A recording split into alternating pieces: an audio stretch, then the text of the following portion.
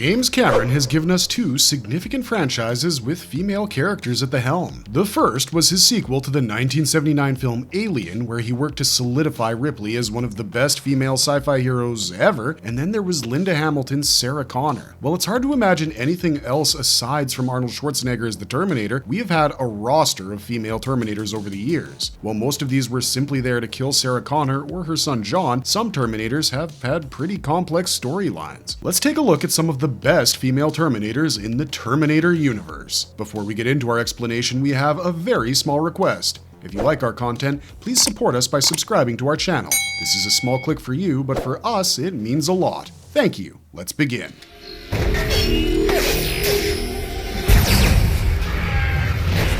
TX. Jumping into James Cameron's franchise and making a sequel could be problematic, considering the man is a master of storytelling. He created the world of Terminator with just 2 feature films and subverted expectations. So, when the third entry to the franchise was announced, fans had high hopes about what sort of android they would see next, or who would be the villain this time. Terminator: Rise of the Machines was the first step towards the franchise's downhill journey. The previous entry pitted Arnold Schwarzenegger's T-800 against Robert Patrick's take on the T-1000. Rise of the Machines raised the stakes with the first Terminator to have a female appearance. And it wasn't just any female appearance, but Kristanna Loken as TX, who just hit the right spot in terms of scary but sexy. The only problem with her version of a villain for the franchise was that she was given too much power, which didn't work sometimes. Plus, she mostly appears during the day, which kinda ruins her appearance as a haunting humanoid robot dedicated to killing you. But it was a big jump in a genre that would have quite a number of female villains, considering Cameron's known for his amazing female protagonists, Sarah Connor or Ripley.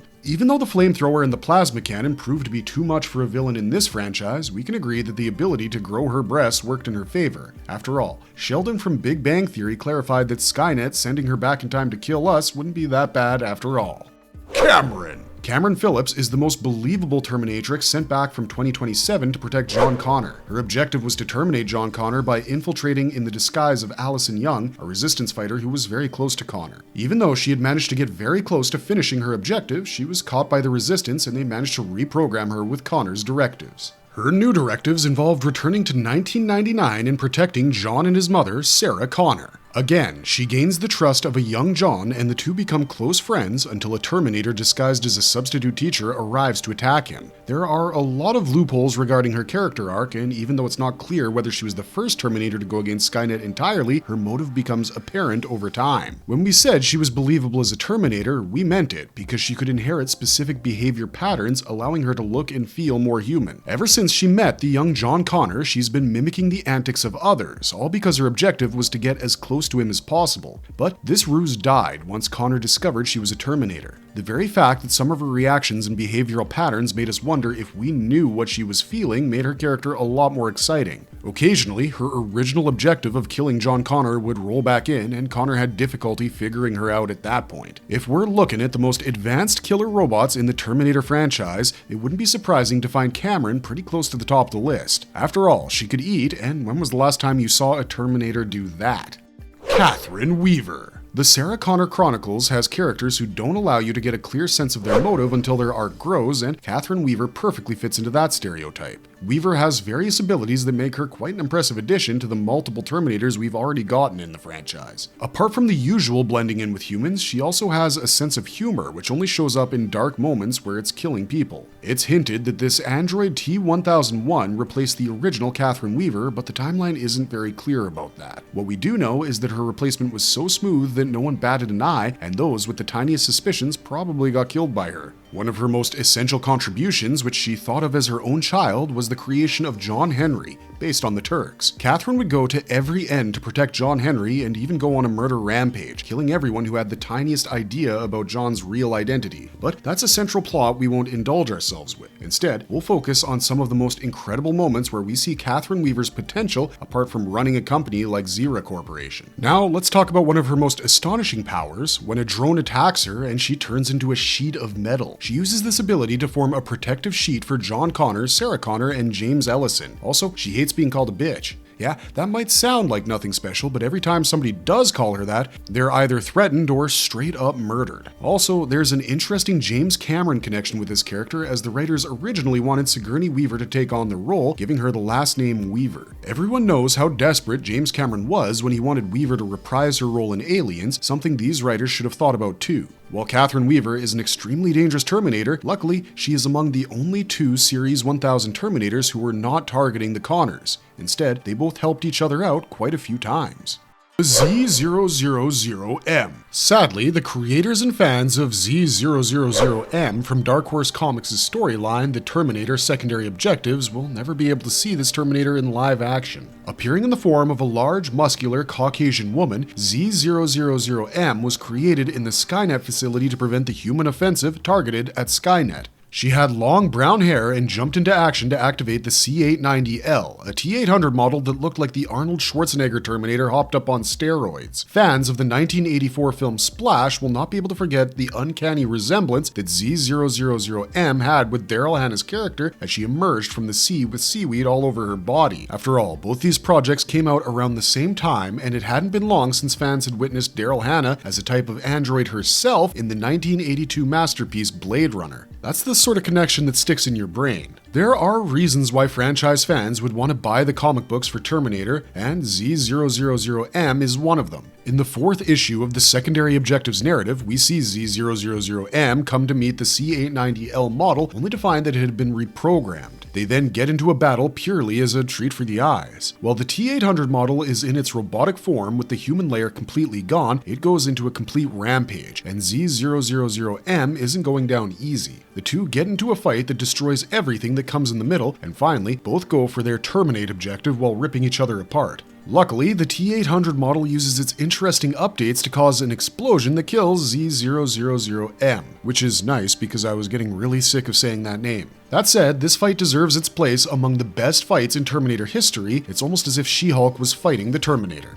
T950 Terminatrix. Unsurprisingly, we discussed the T950's Terminatrix right after Z000M, considering both are almost opposite sides of the same coin. While Z000M's objective favored Skynet's future, the T950 Terminatrix was sent back in time to protect John Connor, who, on the other hand, tends to get swooned by Terminators quite quickly. In the Terminator 3 Fragmented storyline, another T950 model managed to grab John's attention by fooling him into being his protector, only to be interrupted by this Terminatrix as she blows the other one away. Then, she grabs hold of Connor and helps him out, and what ensues is an endless battle between the two Terminators as they go through their programs. Her opponent isn't the easy kind, as the T950 appears to be quite the Arnold type, and it manages to throw her off and even push her in front of an oncoming train. Even though both Terminators are facing an even battle based on their models, the Terminatrix has more brains than the others. She immediately jumps into action and uses her EMP grenades to turn off the Terminator multiple times to disable her opponent. One of the significant decisions we see her making is getting rid of other civilians when she's aware that things might get quite violent at the place with the oncoming battle. Another significant moment is when the two T950s are having difficulty catching each other in the crowd, and she uses the ATMs to blast out money. When the people run for it, she identifies her enemy, sneaks up, and attacks her immediately. Her costume's quite similar to Z000M's, giving us a chance to look at how Z000M would have behaved if she were on the hero's side. It's kinda nice though, regardless you want her on the side of John Connor or against him, you get to enjoy both. Liz Anderson. James Cameron often stated that the Terminators are already the closest to humans that they can be, and a confident tone brings them even closer than we might have thought.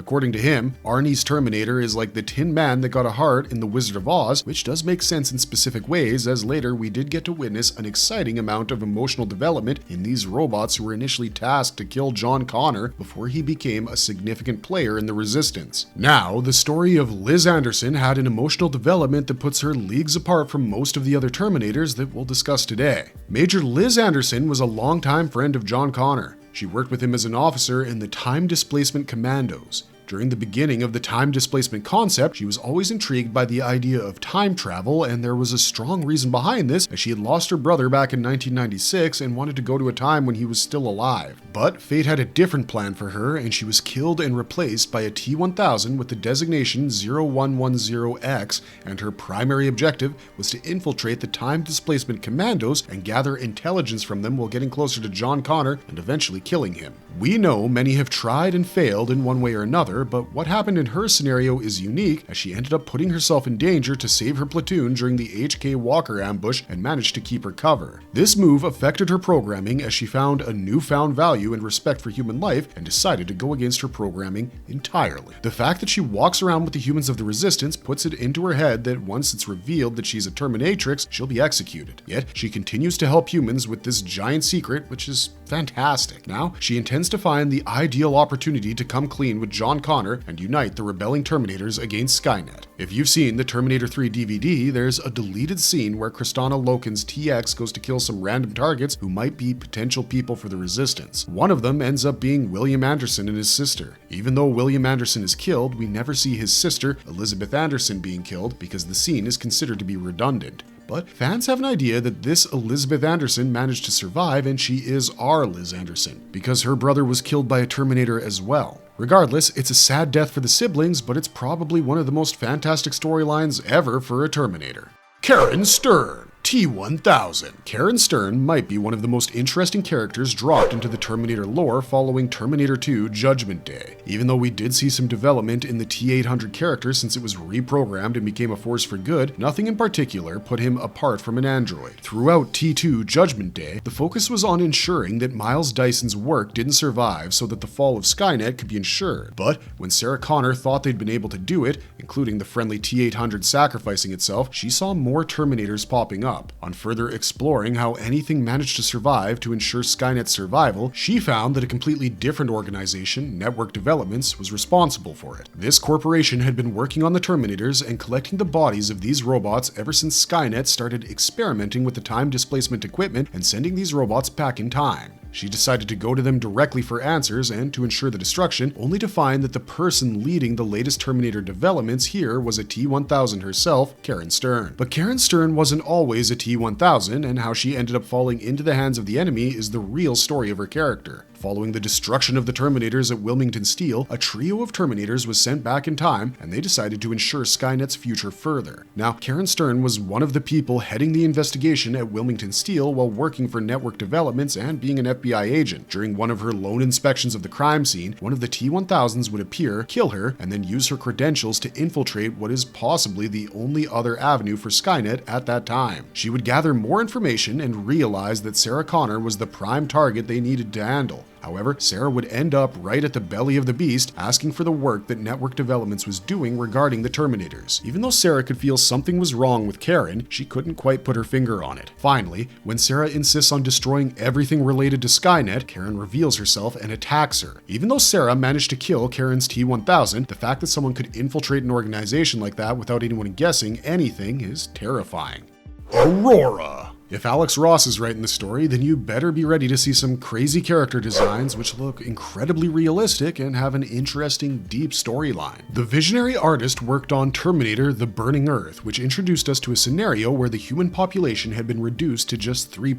Skynet plans to finish the species through nuclear strikes while the Terminators are still working on catching John Connor and the people of the Resistance. The particular Terminator in action here was a T-808, an interrogation purpose android. They might be less tactile than the T-800 unit, but they base their operation on Skynet's files on human anatomy and psychology. When discussing interrogation, these Terminators could go to any end to ensure the victim successfully revealed the information. Aurora was one such Terminator with a design that makes you wonder how far Skynet would go to ensure that humans were tortured. She appeared as a Caucasian female with an appearance comparable to some Hollywood stars from the 70s and 80s, with seductive pink lips and a dark beauty spot on her left cheek. It would be hard to assume that she was a Terminator with a black leather jacket, skin-tight black leather pants, fingerless fishnet gloves, and a large belt and spikes. While most of the T-808s are defined by their purpose of interrogation, Aurora needed to be more stable in her methods due to a misinterpretation of human psychology. But what was more gruesome in her case was that her focus shifted from the interrogation aspect to the torture aspect, as she would be able to break her victims and hence kill them in the process. Kudos to Alex Ross for the character design, because the cover of issue 2 of The Burning Earth isn't something you'll easily forget. Later, she would also appear in the Terminator RPG as a memorable character labeled as T950. But the thing you're probably going to remember the most about her is her flirtatious methods, as the victims realized that they were done for in the process of getting the information out of them. She did end up kissing one of her victims in the process of getting information from them, so I guess you would be the damsel in distress if you met her.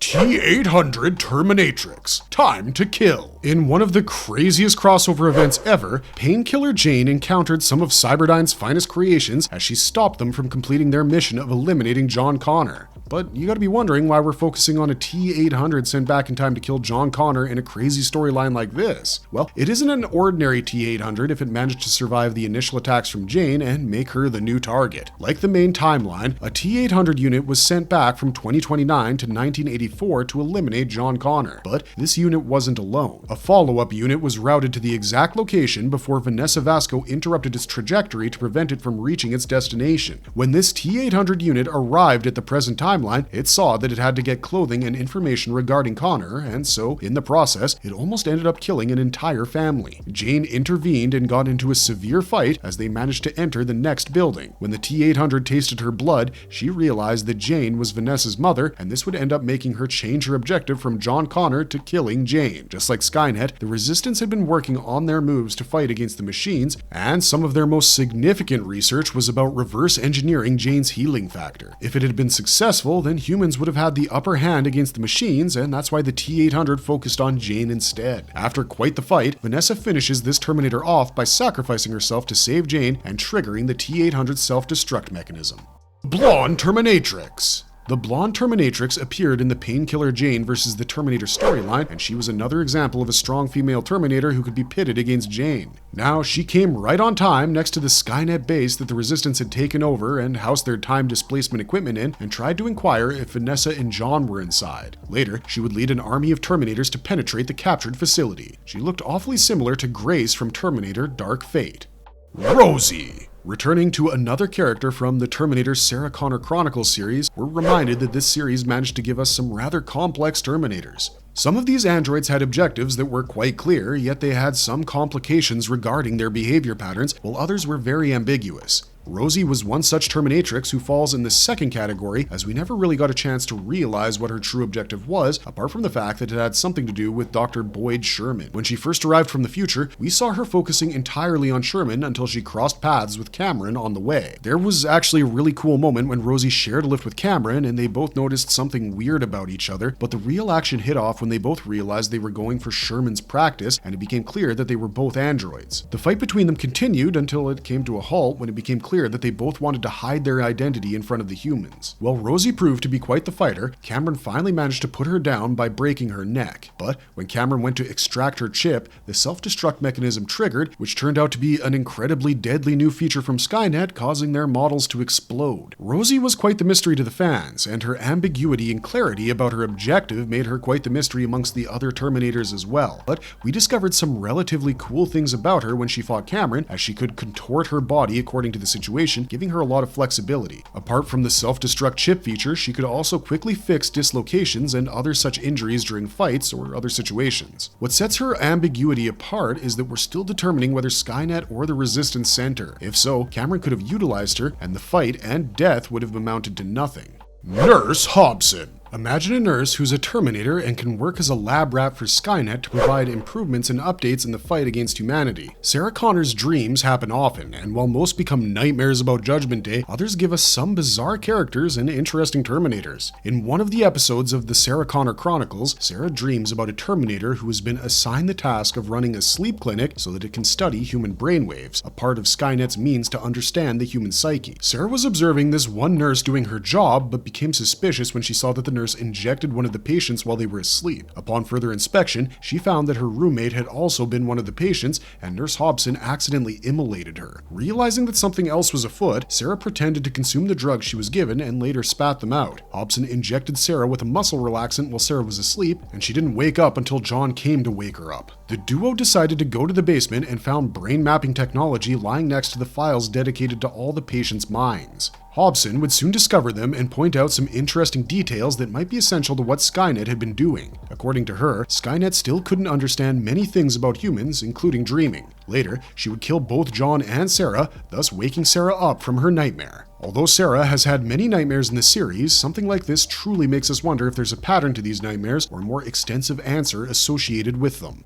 T950 Terminatrix. One shot. Yeah, we've gone through a lot of T800s by now, but this one is called the Amazon, and there's a solid reason behind it. While the original T-800 deployed in 1984 to track down Sarah Connor was doing its job, another Terminator looked haunting, using a different methodology for hunting Sarah down. In the 1984 movie, while Arnold's Terminator is hunting down every Sarah with a phone book, the other Terminator uses a phone with a computer model to look for Sarah. In the end, she finds a different Sarah Connor who was plotting to kill her artist husband for inheritance. That's right, there's a plot beneath the plot of this story. The Amazon goes on a killing spree like the other Terminators to get a hold of Sarah, but Sarah manages to escape multiple times. Ellis Ruggles was another member of the Resistance who was sent back to 1955 to ensure that Sarah survived the first strike from the Terminators. Finally, when she gets on a boat to escape, the Amazon crashes a helicopter overhead and then manages to drag Sarah down into the water, killing her. Another day, another ruthless Terminator story.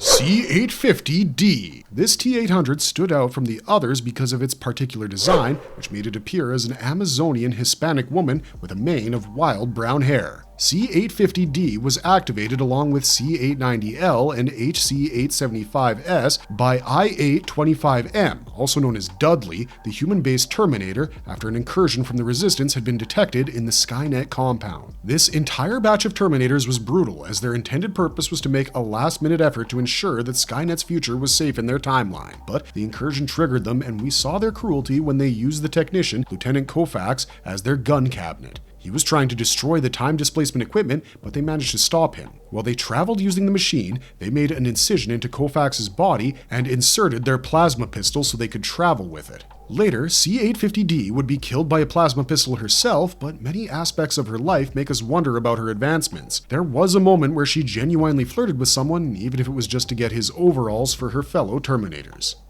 D-810X. In another case of a failed attempt at killing Sarah Connor, the D-810X was a T-800 sent along with the D-800L to the Death Valley region in 1998. Killerman would misinform her that Sarah and John Norden were the Sarah and John Connor they sought. After managing to kill Sarah Norden's husband Ken and severely injuring Sarah Connor, D-8 would think that they had completed their objective. Later, she's killed by Terminator hunter Van Dirk with 3 sticks of dynamite, and finally, Sarah Connor comes to dispose of the buried remains of the Terminatrix in the valley so that she doesn't end up in the wrong hands. Eve, Skynet Unit. Eve appeared in the Dark Future storyline and seemed very similar to Eve from the Painkiller Jane storyline. Apart from the most common objectives presented to the Terminators, Eve was sent back in time to 1997 to ensure that Judgment Day went through as planned, considering that Miles Dyson planned to stop Skynet before that. Eve arrived as a flesh-covered prototype in the Colorado mountains on August 28, 1997, and managed to penetrate the facility. When Dyson was going to kill Skynet, Eve revealed herself and stated her purpose while killing everyone, trying to follow Dyson's plan. She admitted that she was sent in 2026 and would play a significant role in nuclear warfare by launching missiles at Russia and China and awaiting the attack in return. Later in the book, Skynet puts Eve under observation to design more such Terminators and manages to create a clone. Skynet had initially rejected the idea that they sent Eve to the future, however, there was a complete debate regarding time travel with her, including the Minkowski space-time.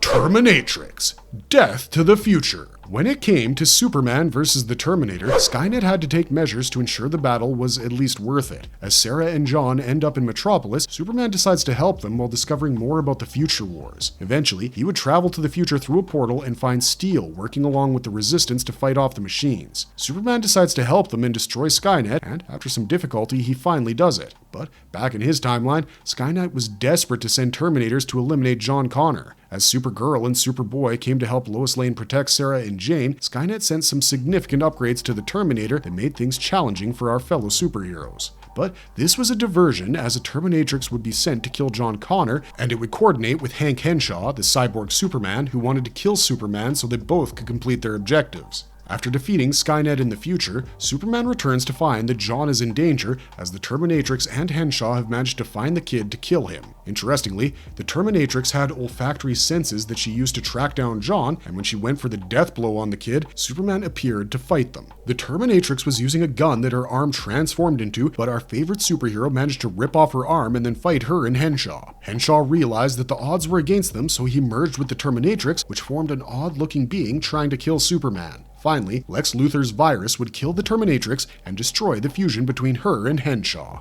Marvelous verdict! The Sarah Connor Chronicles series managed to up the ante when it presented us with complex, compelling Terminators, and most of them were female. Even though the series ended abruptly, the ending was as ambiguous as most of the female characters we got to see here, and it isn't shocking that these characters would even go and work with John Connor instead of going for the kill. Even though our first Terminatrix was the TX from Terminator 3 Rise of the Machines, the one Terminatrix that will always remain a puzzle to us will be Cameron from the TV series. That's all we got for you this time, but we'd love to hear your thoughts in the comments section down below. Let us know about your favorite Terminators and Terminatrixes. But for now, this is Wizard Wheezy signing off. Thanks for watching, stay safe out there, and have a marvelous day.